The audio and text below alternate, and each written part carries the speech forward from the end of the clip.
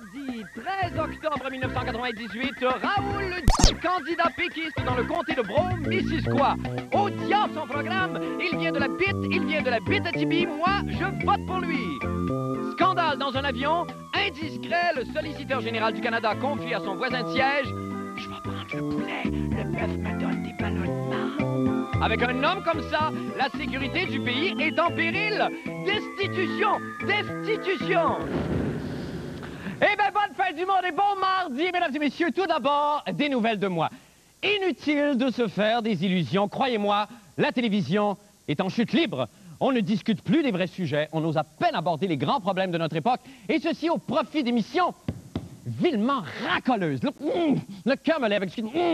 Comment porte la bassine?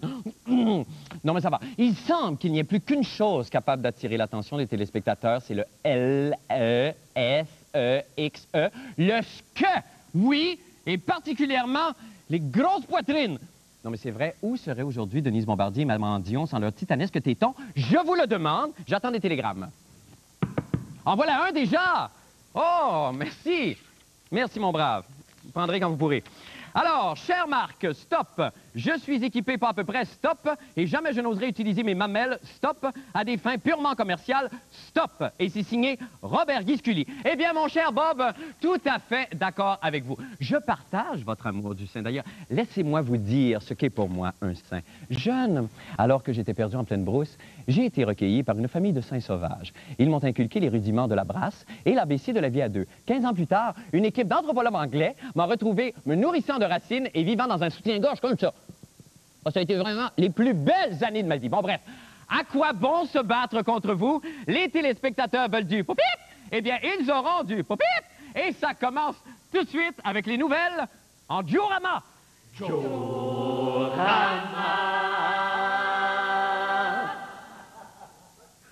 C'est d'un minable.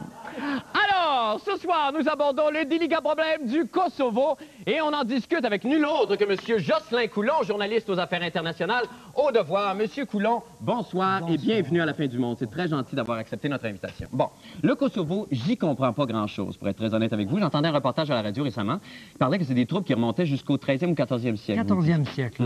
On pourrait faire remonter ça à 1389 exactement. C'est-à-dire qu'il y a eu une grande bataille à ce moment-là entre les Serbes et les Ottomans musulmans. Et les Serbes ont été écrasés. Ça veut dire qu'au Kosovo, en ce moment, il y a le cimetière des héros et des rois serbes. Alors, c'est pour ça que les Serbes tiennent tant à cette province du Kosovo. Ils ne veulent pas que les Albanais, qui représentent 90% de la population, partent avec les restes de leurs martyrs et de leurs rois. Alors, c'est important pour eux. Oui, je comprends très bien. Mais là, les troupes, bon, là, évidemment, il y a une guerre qui est là-bas. Je ne sais pas si on avait une carte du Kosovo, peut-être une typographie. On pourrait voir. Est-ce que c'est possible d'avoir une carte du Kosovo? Merci beaucoup. Je pense qu'on a une carte ici du Kosovo. Si on peut nous expliquer. Alors, c'est une région d'abord très, très montagneuse. Oui, il y a des vallées là-dedans. Votre carte est à point, là, parce que, effectivement, comme la Bosnie, le Kosovo, c'est assez... Oui, voilà, c'est ici, là, et c'est très montagneux. Donc, c'est très difficile, même d'accès pour des troupes au sol. Ils ne peuvent pas rentrer facilement au Kosovo. Alors, imaginez les avions de l'OTAN, si jamais il y a une attaque de l'OTAN, c'est pas certain, mais il faudrait que ces avions-là doivent contourner. C'est-à-dire qu'ils commencent par repérer, n'est-ce pas, repérer les objectifs. Alors, vous en avez ici, là, par exemple, à Pek, ici. C'est un objectif important, ça, au Kosovo. D'accord. Mais il faut absolument que les avions passent dans les vallées, dans les vallons, n'est-ce pas? Mais là, ça doit faire un trafic aérien assez incroyable. Oui, surtout qu'il y en aura 430 avions, dont 6 avions canadiens. C'est pas beaucoup, mais enfin, 430 avions de l'OTAN, c'est énorme. Et ils devront toujours surveiller ce territoire-là pour s'assurer d'avoir les objectifs dans leur point de mire et de frapper. De frapper là où ça compte, vraiment. Là où ça compte, effectivement. Parfait. Bien, merci beaucoup pour ça. En gros, rapidement, c'est un drame qui va durer encore quoi? Plusieurs siècles? Plusieurs années, mais plusieurs siècles dans l'esprit des gens. D'accord. C'est quand même une région magnifique à visiter. Si un jour, on pourrait... Oui, moi, je suis allé en Bosnie, juste un petit peu plus haut, et c'est à peu près la même chose. Merci infiniment, M. Coulon. Ça a été très, très gentil d'accepter notre invitation. Merci beaucoup. Ah, j'aime ça des news de même. Maintenant, pour les nouvelles de la fin du monde. Alors, bon, c'est décidé. Je m'enlève la vie. Je n'ai pas de couteau sous la main, mais vite, une remarque tranchante pour m'ouvrir les veines. J'attends vos télégrammes. Encore déjà? Oh, mon Dieu! Ah, on attend cette fois-ci. Merci beaucoup, mon brave. C'est bien gentil. Cher Marc, stop!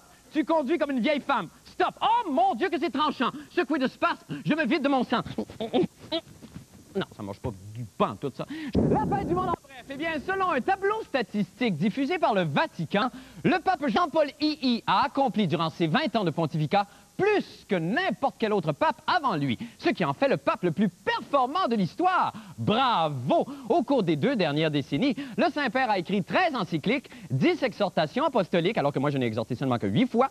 Il a également proclamé 805 bienheureux, ainsi que 280 saints, dont 246 martyrs, lors de 34 canonisations. Wow! Pour moi, il est sur la coke. Oh, qu'est-ce que tu dis là, Marc? Mon Dieu, notre saint siège à la cocaïne. Sûrement pas. Ravale vite ces mots et interroge plutôt ton cœur.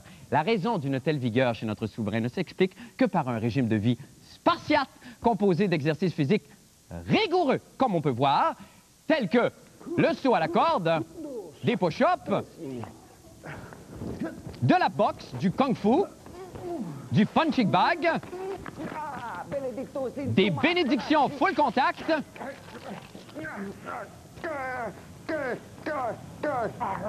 et le dernier, non le moindre,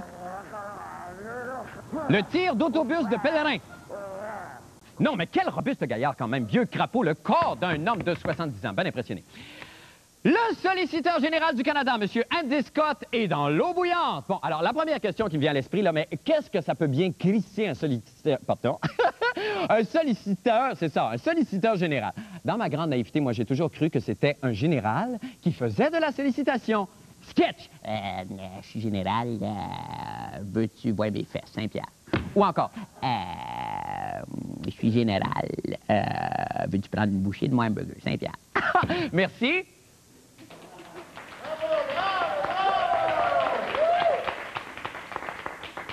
Ben non, ça n'a pas l'air que c'est ça pantoute. Mais alors que peut bien faire le solliciteur général du Canada? J'attends vos stripogrammes. Oh, déjà! Ah, mon Dieu! Oh boy! Wouhou! Oh!